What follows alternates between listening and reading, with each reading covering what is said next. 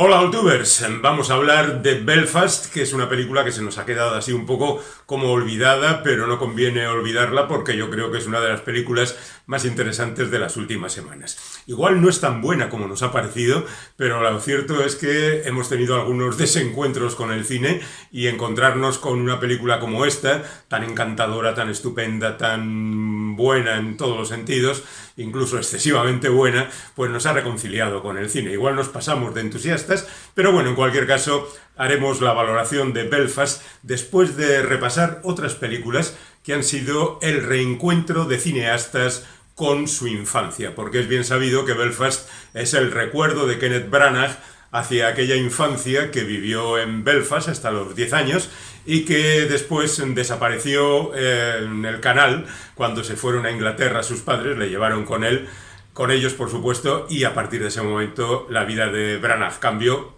y de alguna manera la del cine también. Pero bueno, en cualquier caso, ya digo, hablaremos un poquito más tarde de todo esto porque me ha parecido oportuno recordar a otra gente que recordaba su infancia. Ya que estamos en Irlanda, podríamos empezar, por ejemplo, con Las cenizas de Angela, que en realidad es una novela de Frank McCourt, un irlandés que emigró a Estados Unidos. En realidad los padres ya habían ido anteriormente, pero como allí no conseguían alcanzar un mínimo de supervivencia, volvieron a Irlanda y se encontraron con un momento de hambruna extraordinaria y también con unas costumbres muy terribles. Entonces lo que cuenta Frank McCourt fundamentalmente en Las cenizas de Angela es la trayectoria de esa etapa, los años 30 y 40, en Irlanda, cuando sus padres no conseguían salir de la miseria más absoluta. Para que nada faltara, el padre también se gastaba el poco dinero que conseguía en emborracharse y la madre tenía que sobrevivir de cualquier manera. Incluso Frank y sus hijos se ocupaban de conseguir carbón y madera para calentarse un poco de manera algo ilícita. Bueno, esa historia, que en principio iba a ser más larga y que luego se conformó también con otras dos novelas de Frank McCourt, Lo es y Teacher Man, e incluso una narración posterior en la que recogía la infancia de su madre, pues compone la película súper famosa de Alan Parker, Las cenizas de Angela.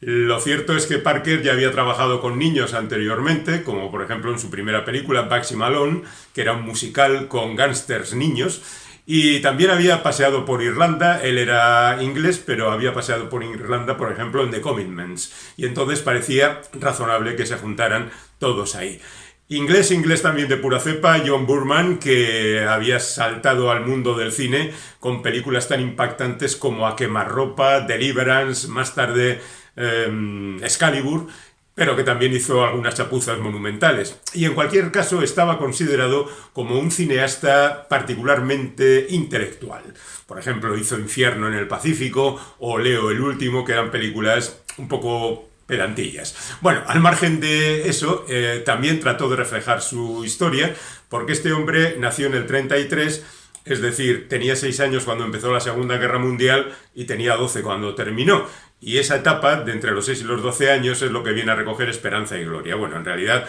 más cerca de los 12 que de los 6.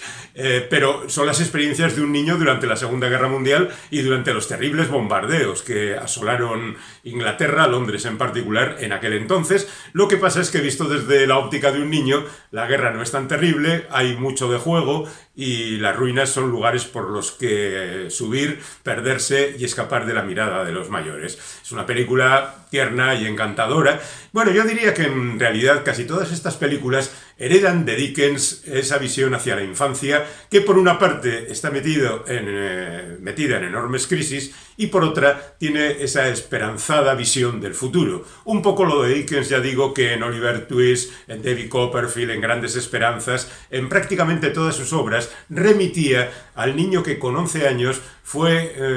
puesto a trabajar en una fábrica de betún durante un par de años y eso a él le pareció una cosa terrible y le creó un trauma y después escribiría repetidamente sobre ello. Por supuesto, adaptaciones de Dickens en la pantalla las ha habido a porrones, pero bueno, por no salir de las islas, digamos, o saliendo de las islas justamente, digamos que hay otro caso que no es exactamente una mirada a la propia infancia, sino ver las cosas a través de la mirada de los niños. Hablamos de Jim Sheridan, que se convirtió en un héroe irlandés cuando hizo En el nombre del padre, y después, cuando hizo de boxer, fue mal visto por algunos sectores porque repartía las culpas. Bueno, este hombre decidió irse a América y esa mudanza, en lugar de contarla desde su propia visión, la vio a través de los ojos de su hija. Y esa película, que es seguramente la más floja de Jim Sheridan, se titula En América, y bueno, pues era un poco un canto a hemos salido de Irlanda y hemos llegado a Estados Unidos. Algo de lo que le pasaba también a Frank McCourt, que en Estados Unidos encontró reconocimiento. Bueno, ya que estamos en Estados Unidos y a medio camino de las Islas Británicas, pues digamos que hay una conjunción estelar en un momento en que Steven Spielberg, que por cierto va a hacer una película sobre la historia de su madre en reivindicación de aquellas mujeres. Spielberg nació en el 46, lo que quiere decir que la historia de su madre serían años 30, 20... 40 por supuesto, y quizá los 10, pero bueno, ya veremos. Eso está en el futuro. En el pasado hay muchos niños en las películas de Spielberg y hay en concreto su visión de las memorias de James Graham Ballard. James Graham Ballard, J.G. Ballard, para el mundo de la ciencia ficción, escribió magníficas novelas de ciencia ficción, algunas llevadas al cine, como es el caso de Crash o High Rise, Rascacielos,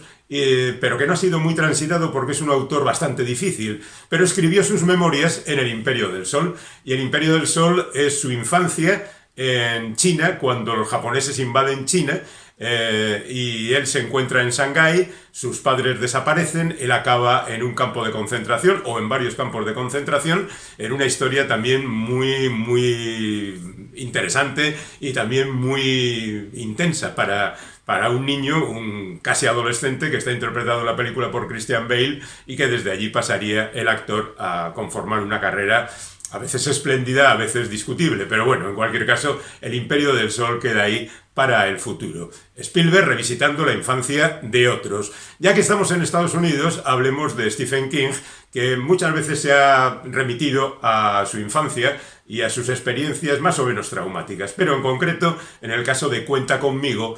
si bien es cierto que él nunca encontró un cadáver cuando iba con sus amigos recorriendo los campos, pues parece que sí, esa hermandad entre los cuatro personajes que refleja él en el cuento El Cuerpo y después Rob Reiner en la película Cuenta conmigo, podía estar algunos de estos hechos relacionados con su infancia. Todavía más cercano a la memoria directa sería la última película de George Clooney, que se titula El bar de las grandes esperanzas, donde se recrea la historia de J.K. Moringer, que es un tipo, un periodista que consiguió gran fama escribiendo la vida de los otros. Por ejemplo, la de Andrea Agassi en el libro Open, que todo el mundo considera como la quinta esencia de las biografías, porque es una biografía dura, difícil, complicada y muy bien contada. Bueno, Moringer contó su vida también en El bar de las grandes esperanzas, y la verdad es que tampoco da una visión idílica, porque el personaje es un poco pasado de rosca, pero bueno, la película es así como encantadora, el niño está bien, luego cuando crece y ya va a Yale y todo esto, pues las cosas son diferentes, pero bueno, tampoco es una película de volver loco a nadie, pero tiene una banda sonora excepcional y algunas de esas frases que quedan para la historia, como por ejemplo esa de que el que va para escritor y no puede, se queda en periodista. Y en ese sentido, casi podríamos preguntarnos si El niño de una infancia del Bronx, la primera y penúltima película que dirigió Robert De Niro, es el propio Robert De Niro, que había pasado también su vida rodeado de gente peligrosa, gángsters y demás. Pero esto ya es una especulación, y especulando, nos vamos a otro sitio.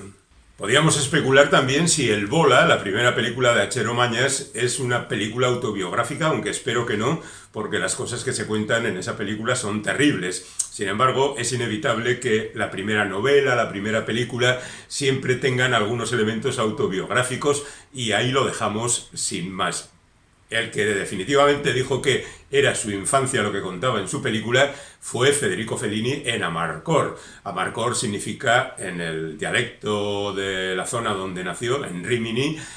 recuerdo, y efectivamente son los recuerdos de Federico Fellini, pero contados pues con la exuberancia característica de Fellini, con unos estereotipos muy italianos, muy divertidos la mayor parte de las veces, muy gritones, y la verdad es que es una delicia de película. Amarcord, si no la habéis visto, por favor, remediad inmediatamente ese agujero en vuestra cultura cinematográfica, algo verdaderamente fantástico. Y siguiendo en Italia, casi podríamos hablar de Paolo Sorrentino, que hace poco acaba de recordar también su infancia con Fue la mano de Dios. Cuando sus padres mueren y cuando llega Maradona a Nápoles y cuando él era un niño y se encuentra con aquella vida que era sorprendente. Bueno, estábamos con Fellini y seguimos con los grandes clásicos que también se han acercado a su infancia, como por ejemplo Ingmar Bergman, el sueco, ya sabéis, El séptimo sello, Fresas salvajes, El manantial de la doncella, Gritos y susurros, y si decimos todas sus películas se nos acabaría el tiempo. Bueno, en Fanny y Alexander, que es una película monumental de 3 horas, cuenta la infancia de unos niños que, hombre, no son exactamente él, porque la película está ambientada a comienzos del siglo XX y él vivió eso 20 años más tarde, pero él siempre ha dicho que Alexander era él y que algunos de los episodios de su infancia están contados en esa película, como la presencia de un padrastro que no le puso las cosas fáciles. En esta ocasión, el padrastro es un pastor protestante que se casa con su madre tras el fallecimiento de su padre y que, bueno, le convierte a él un poco en la Cenicienta.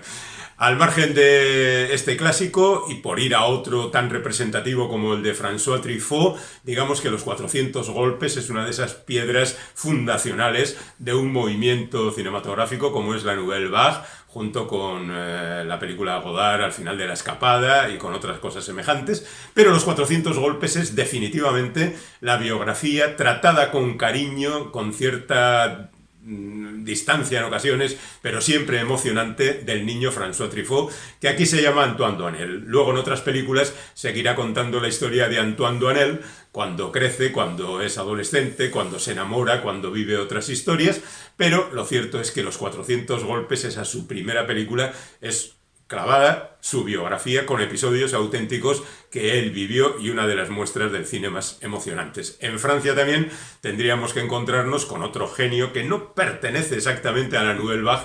que se llamó Louis Malle y que a mí me parece otro de los grandes cineastas que no ha tenido el reconocimiento que se merece. Bueno, pues en Adiós muchachos recuerda su infancia en un internado religioso durante los tiempos de la Segunda Guerra Mundial. Es una película tremenda, emocionante, la verdad es que muy angustiosa en ocasiones, pero atravesada siempre por esa mirada del niño que, aún en las situaciones más difíciles, él encuentra la posibilidad de salir adelante y estar esperanzado con el futuro. Y terminaríamos este repaso con La Roma de Alfonso Cuarón, que es también el recuerdo de su infancia, pero no una infancia tan terrible como la de Louis Malle o Truffaut o Frank McCourt, no, es una infancia estupenda. Su familia tiene dinero, vive en la colonia llamada Roma, y él fija su mirada en las clases desfavorecidas, las criadas que le atienden. Un poquito sería Luchino Visconti, que era un tipo de la nobleza que de vez en cuando bajaba a encontrarse con los que no tenían dinero como él, y lo retrataba, pues yo diría que Cuarón con una visión un poco más poética y naturalmente menos real. Pero la película es bellísima, es muy hermosa, es muy de disfrutar. Lo mismo ocurre con Belfast de Kenneth Branagh. Digamos que es verdad que hay cierta complacencia en esta película.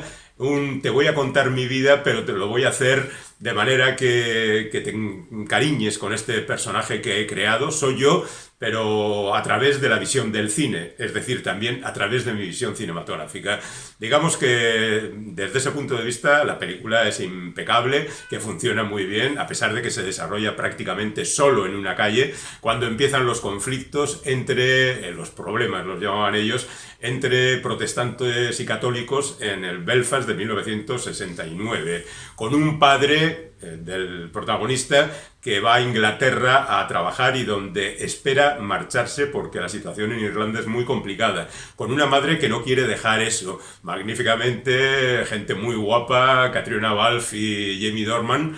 hacen sus papeles muy bien, no lo esperábamos de Jamie, pero está muy bien, incluso canta, vaya. Y por otra parte están los abuelos que interpretan Judi Dench y Ciarán Hinds, que son los que aportan encanto y filosofía de la vida a ese niño que está creciendo y al que le dan educación sentimental. Y los amigos, y la chica de la que se enamora, y la vida en la calle peleando con espadas de madera, y todo con la música de Van Morrison acompañándonos durante toda la película. Y también el recuerdo a otras películas, por ejemplo, El Solo ante el peligro, que aparece en la televisión. Luego, la canción Do Not Forsake Me, Oh My Darling, aparece ocupando también la banda sonora de otro momento de la película. Es decir, está jugando con nuestros sentimientos y con nuestros recuerdos también el bueno de Kenneth Branagh al contarnos la historia de su infancia. Y luego hay esa recuperación en una secuencia que es inútil para la película, pero que bueno, le añade cierto encanto,